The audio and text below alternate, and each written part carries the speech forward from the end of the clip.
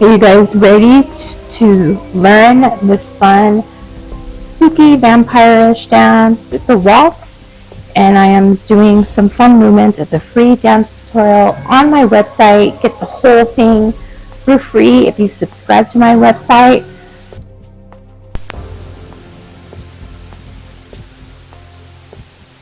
So I hope you guys understood all the combos. So let's go ahead and do those combos to music. Okay? Here we go.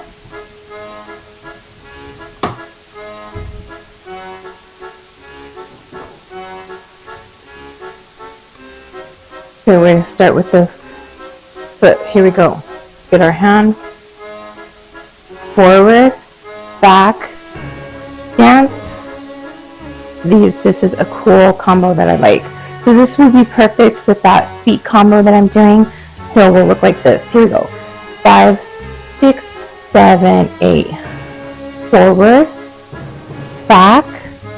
Moments for you all. So enjoy. So we're going to get right into it. Alright, so these are one of my 2 top favorite spooky movements, and this could be combined with any type of spooky dance or your costume. It could be happy, it could be scary, it could be whatever you want it to be, but enjoy these combos. So we are going